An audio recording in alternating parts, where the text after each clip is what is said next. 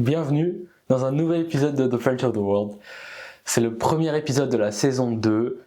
Il va y avoir beaucoup de changements dans cette saison. Déjà, j'habite plus au Canada, j'habite plus à Montréal, j'habite dans ma ville natale en France. Je vais faire des épisodes comme ça, face caméra, tout seul, sans invité. Je vais parler plus de côté culture, plus de phénomènes de culture français ou francophones. Et bien sûr, j'aurai toujours des invités, mais il y en aura moins. Donc je suis vraiment content de commencer un nouveau format comme ça, une nouvelle année. Et pour un peu rappeler le principe du podcast, c'est un podcast qui est fait pour les gens qui apprennent le français et qui veulent en apprendre un peu plus sur la culture francophone. Alors, bien sûr, j'imagine qu'il y aura des Français ou des francophones directement qui regardent cette vidéo ou qui écoutent ce podcast parce que je le mets sur YouTube et sur Spotify et les autres plateformes de podcast. Mais vous n'êtes pas la cible. Donc c'est pour ça que je vais parler un peu lentement. Je vais essayer d'expliquer un peu les mots compliqués, les mots plus rares et tout ça. Alors aujourd'hui, j'ai un sujet qui honnêtement m'a beaucoup étonné. C'est un sujet que je pensais connaître, je pensais savoir ce que c'était, et intuitivement, bien sûr, je savais ce que c'était, mais en faisant toutes ces recherches, j'en ai appris beaucoup sur ma propre culture, sur la France, sur la culture de la caricature en France, et bien sûr, ce sujet, c'est les beaufs. Donc vous l'avez vu en titre et en miniature. Peut-être que vous avez une idée de ce que c'est les beaufs, mais je vais vous faire toute la chronologie, je vais tout vous expliquer, d'où ça vient, pourquoi et quelles sont les portées, l'utilisation politique du beauf. Et encore aujourd'hui, on va dire que c'est un personnage qui est rentré dans l'imaginaire collectif. Personne ne sait trop d'où ça vient, mais on connaît tous un beauf, on sait tous décrire un beauf, mais comme on va le voir après, le beauf, en fait, c'est un personnage qui n'existe pas, c'est un personnage un peu poussé à l'extrême. Donc, je vais juste commencer avec la définition du dictionnaire. J'ai mes notes ici avec moi, parce que j'ai le droit à des notes, pourquoi pas. Alors attendez, je retrouve le dictionnaire, désolé pour le bruit de papier. Si vous ouvrez le Larousse et que vous cherchez le mot beauf, vous allez trouver nom masculin, 1. Beau-frère, 2. Type de français moyen, réactionnaire et raciste, inspiré d'un personnage de bande dessinée. Alors oui, le beauf, c'est une contraction de beau-frère. Et je vais expliquer pourquoi beau-frère, parce que beau-frère, ça veut dire c'est quelqu'un. Le beau-frère, c'est le frère de son compagnon ou de sa compagne. Donc c'est la belle famille, c'est comme ça qu'on dit en français. On a le beau-frère, la belle-sœur, la belle-mère, tout ça c'est la famille de son mari ou de sa femme. Et donc je vais venir sur ça plus tard, mais en fait je pense qu'il faut que je vous explique l'histoire depuis le début. Ça vient c'est un personnage de bande dessinée, et ça moi je le savais pas avant de faire ces recherches. J'étais persuadé que ça venait d'un mot, d'une étymologie lointaine dont on ne se rappelait plus et que c'était un peu flou.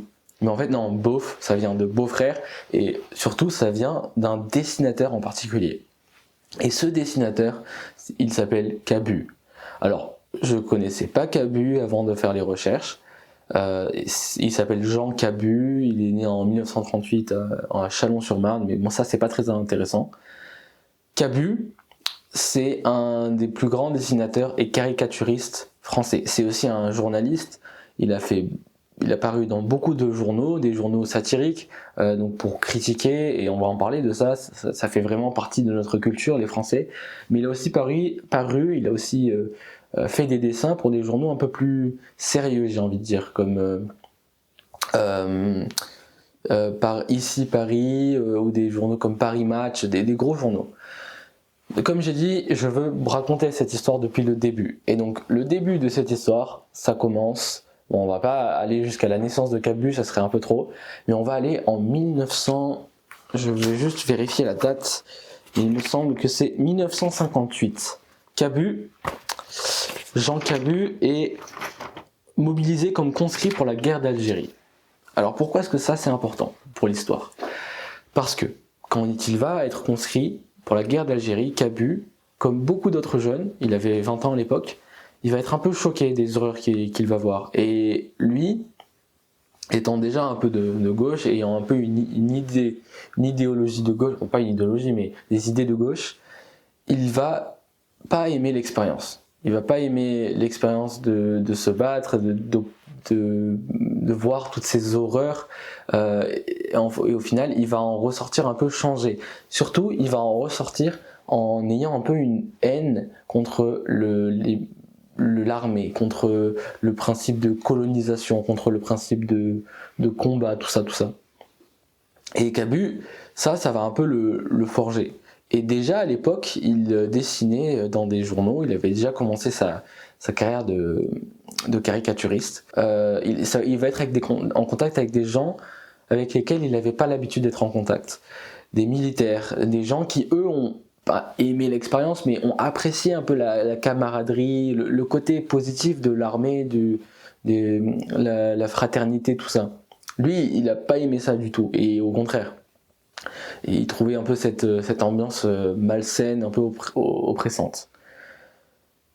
Donc ça, c'est ce qui va un peu forger Qabu comme un antimilitariste. Dans ses dessins, il montre souvent un point de vue un peu anarchiste de la société.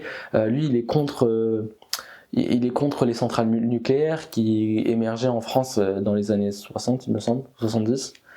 Il est contre le nucléaire, il est un peu écologique, anarchiste. Il soutient un peu cette vague en France dans la fin des années 60, début des années 70. Il soutient cette vague un peu marxiste, maoïste. Ça, c'est des mouvements de gauche en fait, de communistes qui veulent donner un peu plus de liberté, pas plus de liberté, mais un peu plus d'aide sociale, un peu plus de soutien de la part du gouvernement, des meilleures conditions de travail pour les ouvriers, pour les artisans, pour les gens, les paysans qui travaillent, pour les travailleurs, pour la classe travailleuse. Donc ça c'est le premier un peu épisode de la vie de Qabu qui va l'amener à créer le BOF. Et le deuxième, ce sont justement ces années marxistes en France, les années 68. Donc si tu apprends le français depuis assez longtemps, ou si tu connais les Français, tu as peut-être dû entendre parler de mai 68. Mai 68, c'est un épisode un peu charnière dans la société française. Bon, il y en a eu plein, parce qu'on a une histoire assez riche, les Français, qui remonte à bien longtemps. Mais mai 68, c'est l'épisode moderne charnière de la société française. Qu'est-ce qui s'est passé en mai 68 ? En mai 68, la France combat au Vietnam, la France est touchée par le chômage, elle est aussi influencée par la société capitaliste américaine, et ça plaît pas aux jeunes. Donc le nucléaire est déjà en place, et ça fait peur à l'époque déjà, parce que les déchets, les risques, on a vu ce que pouvait faire la bombe atomique, donc tout ça fait un peu peur aux jeunes Français qui eux ont un peu un rejet du capitalisme, de ces avancées un peu rapides en termes de technologie, en tout cas avec le nucléaire.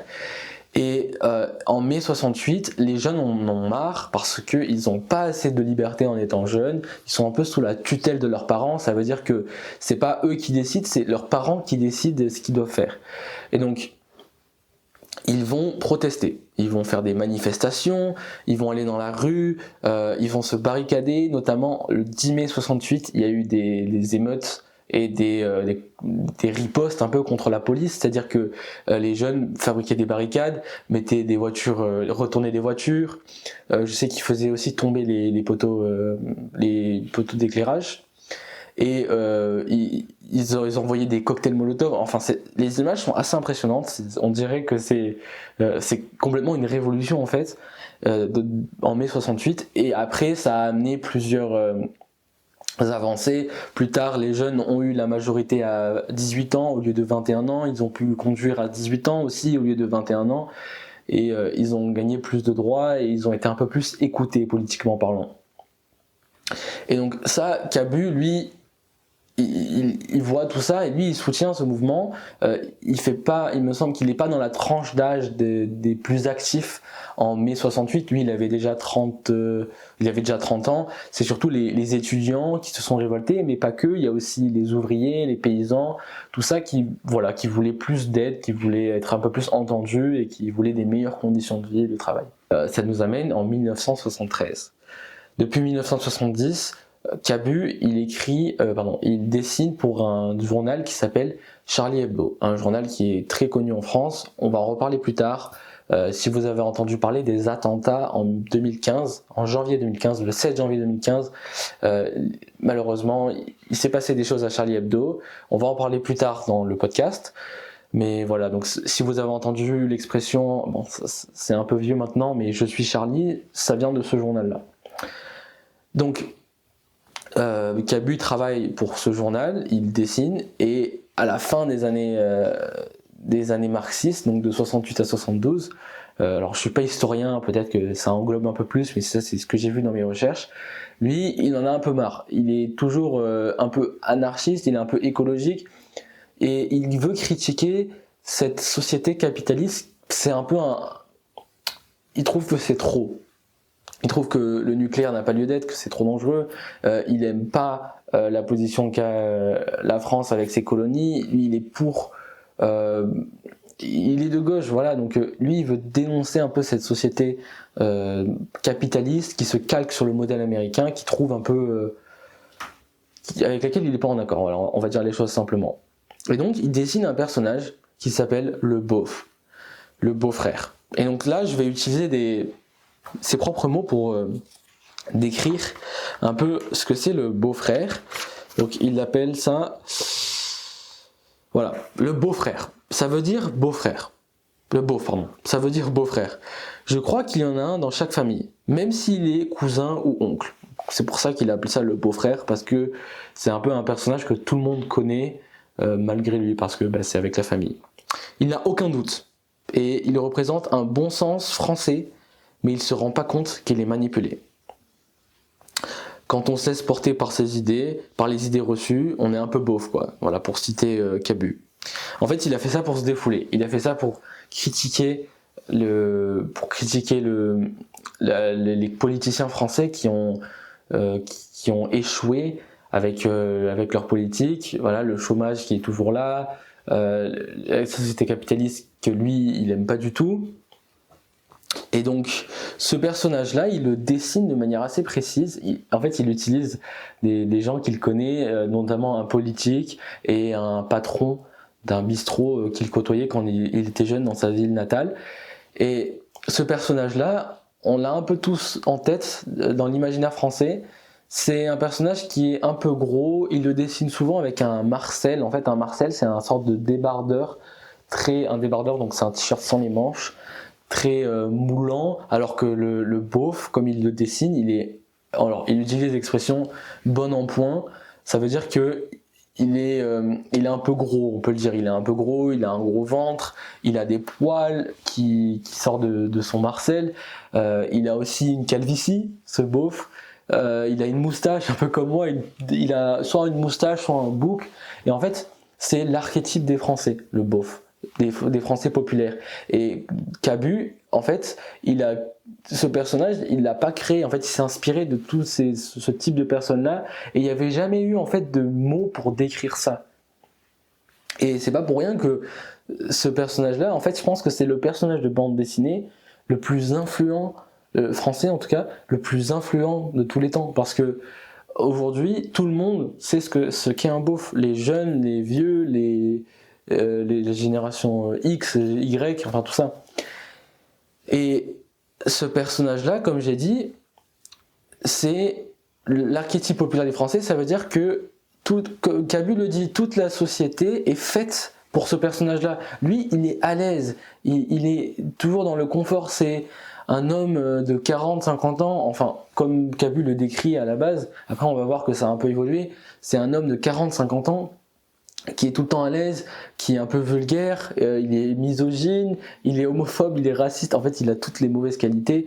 C'est vraiment c'est vraiment une description précise que Cabu il fait d'un homme moyen qui sert à rien, qui embête un peu les gens, qui a un humour vulgaire, qui est vulgaire avec les filles, qui fait des avances avec les femmes aussi.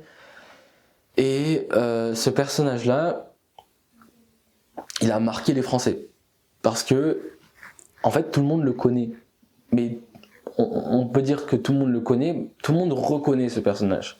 Parce que, comme j'ai dit en début de vidéo, il n'existe pas vraiment, c'est vraiment une caricature poussée à l'extrême. Ça, les Français, on adore faire des caricatures.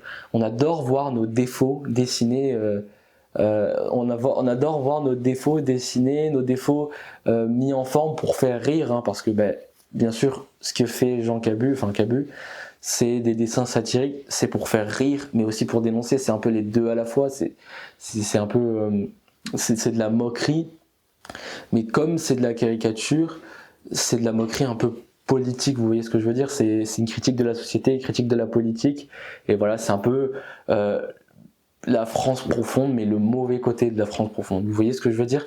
Les Français, quand on nous demande de traduire un peu l'expression de beauf, d'expliquer ce que c'est, on a un peu du mal parce que c'est dur déjà.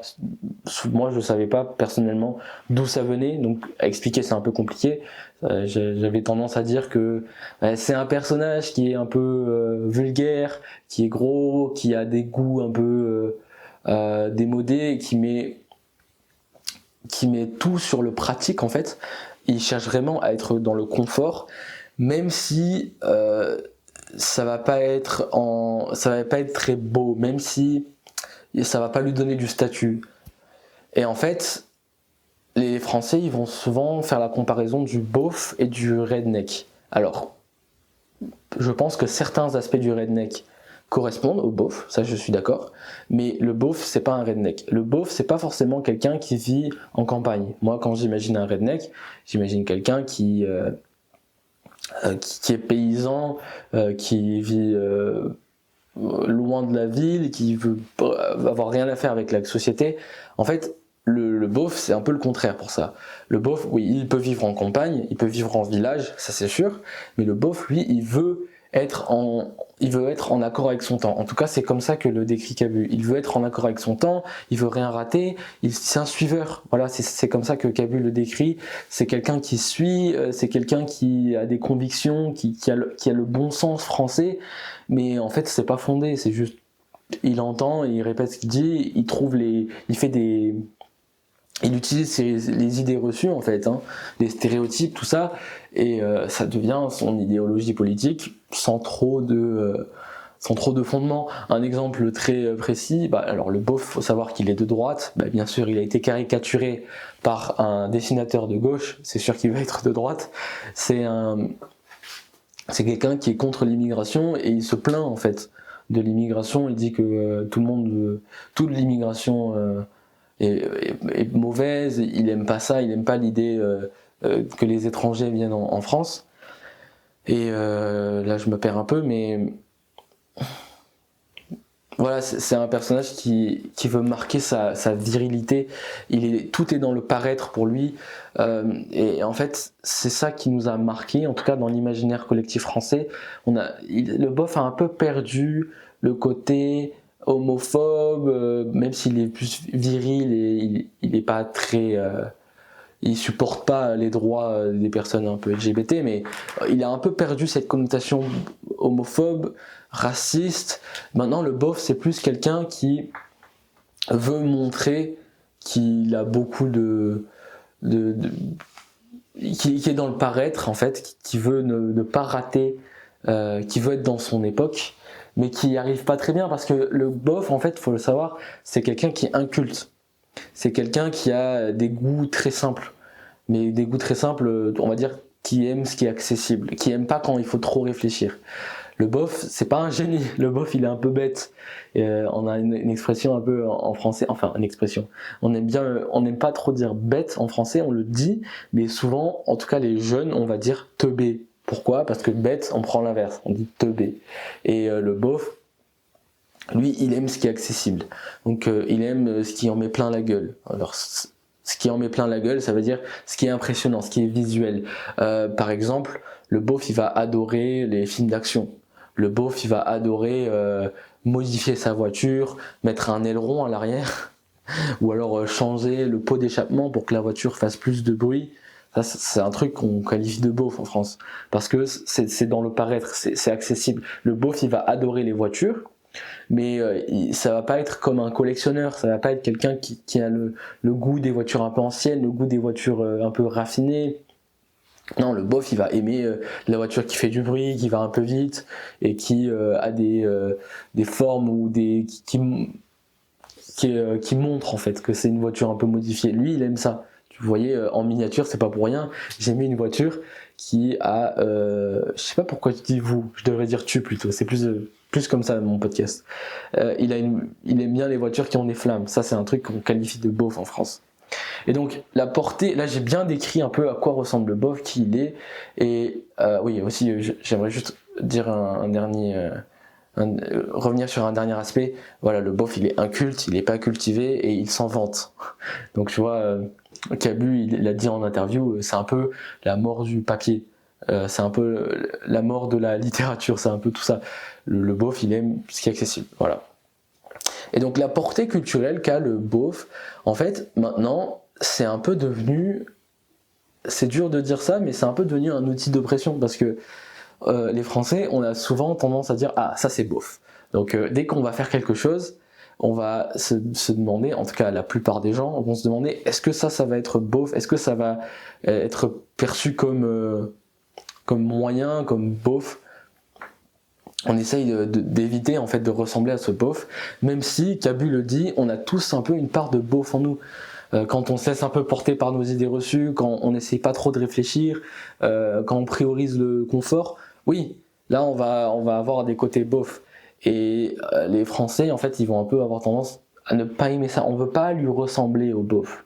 En fait, on veut lui ressembler quand on fait du second degré. Et ça, c'est aussi une partie de la culture française que je suis content de pouvoir aborder, parce que oui, on adore faire les caricatures, mais on adore aussi l'autodérision. En tout cas, la plupart des Français aiment ça, l'autodérision.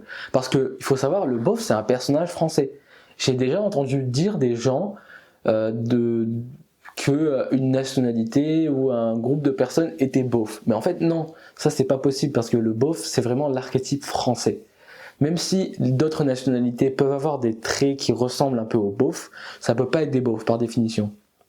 Donc les Français, j'étais en train de dire que les Français, on aime bien voir nos défauts dessinés, exagérés comme ça, avec les caricatures, et ça nous plaît cette idée de beauf. Et là, j'aimerais faire un peu une transition avec le cinéma, parce que le beauf, c'est un personnage qu'on retrouve beaucoup dans le cinéma. Surtout dans le cinéma, même tout le temps dans le cinéma de comédie française. Donc c'est un personnage qui nous fait rire, parce qu'on le reconnaît, et parce qu'il est un peu absurde. Le beauf, en fait, il va se plaindre de choses, mais alors qu'on peut pas trop on peut pas trop maîtriser. Le beauf, il va... Cabu avait utilisé une comparaison, mais j'arrive pas à un exemple très précis, j'arrive pas à m'en rappeler, c'est dommage. Mais le beauf, il va se plaindre du beau temps, enfin de la pluie par exemple. Il va se plaindre du temps, il va se plaindre des choses qu'il peut pas trop maîtriser. Et donc quand on voit ce personnage au cinéma, on aime bien, les Français, ça nous fait rire. Pas tout le monde, mais la plupart des Français, ça nous fait rire, parce que on reconnaît ça, on voit quelqu'un on voit des traits de personnes qu'on reconnaît, des fois même on se reconnaît un peu, on a un peu honte. Et donc il y a beaucoup de films depuis, je crois que le premier film c'était la vie est un long fleuve tranquille. C'est assez drôle comme titre, parce que c'est l'inverse d'un dicton en français qui est la vie n'est pas un long fleuve tranquille. Et donc dedans on voit un personnage de beauf, c'est un personnage qui est vulgaire, qui va avoir un humour simple, un humour un peu facile à comprendre. Souvent ça va porter autour du sexe, ça va porter autour des étrangers, des homosexuels, tout ça. Et en fait il y a eu plein de films où on retrouve ce personnage de beauf dans les films, la saga des Bronzés par exemple, et récemment il y a un film qui porte autour d'un personnage beauf, et là c'est vraiment c'est vraiment assumé pour le coup, et ils ont fait plusieurs films qui s'appellent Les Tuches. Les Tuches, c'est une famille de la France profonde, je crois qu'ils ont 4 ou 5 enfants qui habitent dans le nord, je sais pas quelle région, je suis désolé, mais au nord de Paris en tout cas. Et en fait, ça parle d'une famille qui est très simple, qui est vraiment l'archétype de la classe moyenne de la petite bourgeoisie française. Et le père, c'est un peu le personnage principal, et c'est un beauf. Donc ils le décrivent un peu avec un ventre de bière, donc ça veut dire un ventre un peu gonflé par la bière. Il a un mulet. Ouais, ça on représente souvent les beaufs comme ça, avec un mulet, parce que c'est c'est une coupe inspirée des États-Unis. Les beaufs adorent la culture américaine, même s'ils parlent pas anglais, ça faut pas. En tout cas, le beauf, comme on le décrit, il est inculte, donc il parle que de langue, le français, et il le parle pas très bien. Mais voilà, donc ce personnage des Tuches, l'histoire elle est assez drôle. C'est une famille qui gagne au loto du jour au lendemain. Ouais, parce que Cabu décrit un peu le beauf comme quelqu'un qui joue au loto, qui aime bien parier, tout ça. Donc ils jouent au loto, ils gagnent, et du jour au lendemain, leur vie elle change. Donc c'est l'histoire de cette famille qui doit traverser cette épreuve, parce que eux ils n'ont pas l'habitude d'avoir beaucoup d'argent, ils ont des goûts très simples, ils savent pas comment gérer leur argent, donc c'est assez drôle. Je vous invite à regarder ça, vous aurez bien une idée de ce qu'est le beauf. Mais oui, c'est quoi que je voulais dire après. Voilà, on le voit souvent au cinéma parce qu'il nous fait rire, et en fait il est un peu attachant, le beauf, parce que même si c'est quelqu'un qu'on veut vraiment pas être, parce que pour un Français, être inculte, c'est vraiment une honte. Ça, c'est vraiment une oppression aussi. Quand un Français ne connaît pas une œuvre, ou quand un Français ne connaît pas une partie de la culture française, même de l'histoire, souvent les autres vont se moquer, vont le pointer du doigt. Pourquoi tu connais pas ça? Enfin, c'est logique. On a beaucoup de fierté à dire qu'on connaît bien l'histoire, les Français. Et donc personne veut devenir ce beauf, parce que on le méprise un peu, malheureusement c'est un peu ça, on méprise un peu il représente la classe populaire un peu moyenne, et personne veut vraiment s'apparenter à ce beauf parce qu'il a pas beaucoup de statut en fait, alors qu'il pense en avoir. Et puis il a des mauvaises qualités comme on a décrit, il embête un peu tout le monde. Mais il est attachant parce que en fait c'est un personnage qui est simple, et c'est un personnage qui est heureux en fait. Il est heureux de peu, il mange un peu aussi comme un inculte, il mange dans le dans le film des Tuches, le personnage il mange que des moules frites, donc bon, c'est pas de la grande gastronomie, vous voyez, tu vois. Il faut que je dise tu vois, il faut que je m'habitue à dire ça. Mais ouais, donc il est attachant parce que il est heureux, il a un humour qui est accessible, qui est un peu simple, il est un peu bête, et malgré lui ça le rend heureux. Et ça fait un peu relativiser. Le beauf, il se prend pas tout le temps au sérieux. Des fois, oui, mais il se prend pas tout le temps au sérieux, et il vit un peu dans son monde. Et c'est ça qui plaît un peu au cinéma. Il y a une situation d'un chroniqueur sur France Inter que j'ai bien aimé. C'est quoi un beauf? C'est un homme qui a, face à la difficulté de l'existence, répondu de manière finale, organique et un peu rétrécie. Ouais, c'est le contre-exemple, hein. Personne ne veut devenir le beauf, mais comme Cabu dit, en fait, tout le monde a un côté beauf en soi, en lui. Tout le monde, comme Cabu dit, tout le monde a un côté beauf en lui. Mais moi, j'aime vraiment bien parler de ce sujet parce que c'est pas un personnage qu'on retrouve trop dans d'autres pays, dans d'autres cultures, en tout cas pas que je sache. Et je trouve ça assez français en fait. Surtout de faire toutes ces caricatures, d'avoir un personnage, de le faire évoluer. J'aime bien l'idée en France que on peut un peu rire de tout, et on peut surtout rire de nous-mêmes, et ça j'aime bien. Mais bien sûr ça plaît pas à tout le monde, ce côté satirique. Par exemple, Cabu, les journaux dans lesquels il a dessiné, et il y en a eu plusieurs: Harakiri, Le Canard enchaîné, et Charlie Hebdo, donc dont je vous ai promis d'en parler en fin de vidéo. Donc ça fait parler, et ça plaît pas aux gens. Déjà ça plaît pas aux gens qui sont caricaturés, bien sûr, parce que ça ternit un peu leur image, ça veut dire que ça salit un peu l'image, ça les fait un peu avoir l'air bête, avoir l'air con. Et souvent, Cabu a été attaqué en justice. Après, en France, on a un droit qui s'appelle le droit à la caricature. Bon, on a le droit de la libre expression, ça c'est sûr. Mais on a aussi un droit à la caricature. En fait, si c'est fait correctement, et si il n'y a pas d'atteinte à la vie privée, il n'y a pas d'attaque personnelle en fait, on a le droit de refaire les politiques, on a le droit de refaire. Après aux États-Unis c'est pareil, mais en France c'est vraiment poussé à l'extrême. On a le droit de critiquer les religions, on a le droit de critiquer Dieu ouvertement. Je sais qu'aux États-Unis le blasphème est interdit, ça veut dire que aux États-Unis on n'a pas le droit de dire que Dieu n'existe pas ou dire du mal de Dieu. Dieu c'est presque un personnage politique aux États-Unis. God bless America, tu vois. Et en France, non. En fait, en France, dans le Canard enchaîné, dans Charlie Hebdo, dans Harakiri, il y a eu vraiment des critiques de tout le monde. Et c'est vraiment quelque chose que j'aime bien. Et moi, j'ai été un peu marqué quand j'étais petit, dans les années 2000 et même 2010, il y avait une émission à la télé qui s'appelait, c'était une chronique qui s'appelait Les Guignols. Et les Guignols, c'était des marionnettes en fait. Des marionnettes, c'était des caricatures de plein de personnages, de plein de personnes de la scène politique française, mais aussi des acteurs, des personnes d'Hollywood, tout le monde en fait passait par là. Et ils se gênaient vraiment pas pour grossir les traits, pour les rendre un peu ridicules, pour les critiquer. Et ça, c'est vraiment l'état d'esprit dans lequel le beauf a été créé. Et c'est resté dans l'imaginaire collectif. Et moi, je pense que même si des fois c'est un peu utilisé comme un outil d'oppression, quand on voit quelqu'un et qu'il a quelque chose qu'on n'aime pas, qu'on trouve moche, qu'on trouve pas beau à voir, on va le traiter de beauf. Bon, ça c'est un peu dommage, c'est un peu une chose que je pense qui va évoluer, mais en même temps il y a des gens aussi qui aiment bien dire qu'ils sont bof en fait.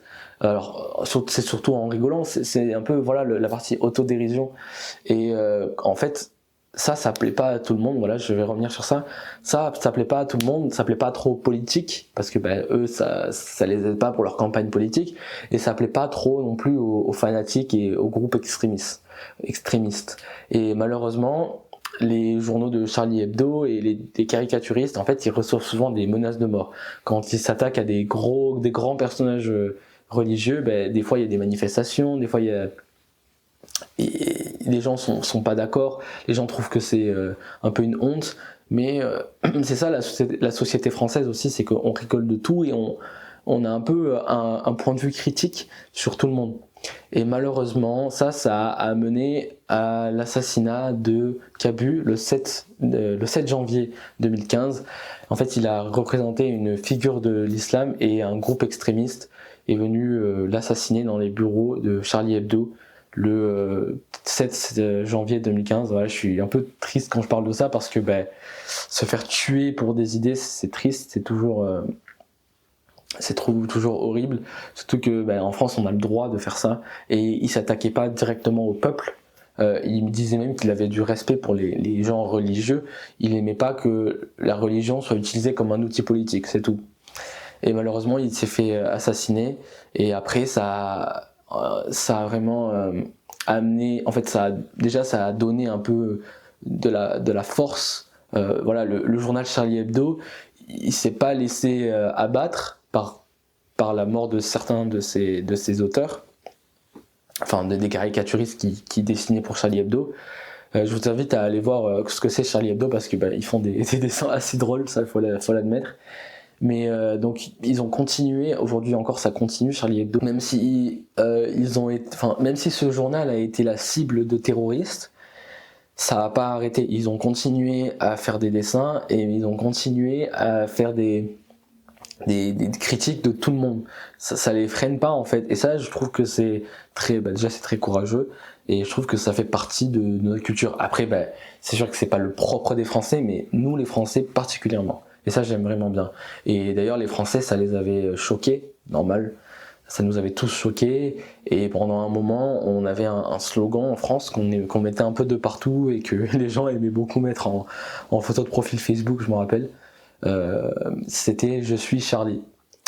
Et voilà, donc si vous avez déjà vu ça, peut-être que vous avez vu des panneaux "Je suis Charlie", si vous êtes déjà allé en France, ou si vous en avez entendu parler, ça vient de là. Donc voilà, j'ai fait le tour un peu du personnage du beauf. Il y a plein de choses à dire encore, je pense, mais je pense qu'avoir bien décrit qui était le beauf. Après voilà, le beauf, comme j'ai dit, il n'existe pas. C'est un personnage de bande dessinée, le beau-frère. Mais tout le monde l'est un peu, des personnes plus que d'autres, et ça montre un peu le mauvais côté des Français, celui qui produit rien, qui a des idées reçues, qui s'arrête à des choses simples, et qui veut surtout pas être en retard sur son temps, au risque de tout gober en fait. Alors tout gober, ça veut dire tout avaler. Tout avaler comme déglutir, enfin avaler quand on mange. En français, quand on dit tout avaler, ça veut dire croire tout ce qu'on dit, croire sur parole. Donc voilà, dites-moi en commentaire si ça vous a plu, ce nouveau format. Dites-moi aussi si vous avez un côté un peu beauf. Moi, je serais très curieux de savoir pourquoi est-ce que vous auriez un côté beauf. Si vous avez compris un peu la subtilité de ce personnage culturel qui n'existe pas. Moi, je pense que j'ai un peu des côtés beauf. Moi, j'aime bien les voitures, par exemple. Ça fait de moi un peu un beauf. J'aime bien certaines choses pratiques. Je me suis fait une moustache, peut-être que ça fait un peu de moi un beauf, mais après je trouve que l'humour beauf, l'humour un peu de la France profonde, qui est un peu simple et qui est un peu vulgaire, ça me fait beaucoup rire. Donc voilà, c'est un peu des côtés beauf que j'ai, même si je suis jeune, je pense que tout le monde peut être un peu beauf. Avant, c'est ça aussi, j'ai dit que le beauf a un peu évolué, il a un peu perdu ce côté... il a gardé ce côté vulgaire, mais il a un peu perdu le côté raciste et homophobe pour devenir un peu un personnage attachant. D'ailleurs, dans les séries, maintenant, ça se fait plus trop de faire moins qu'avant, de faire des personnages très racistes. Mais voilà, vous pouvez regarder. Je vais mettre des sources dans la description du podcast. Je vais mettre des sources pour que vous voyez un peu les interviews de Cabu, c'est très intéressant. Je vais vous mettre des films que vous pouvez voir pour voir le beauf en action. Il y a une chronique de France Inter qui est très drôle.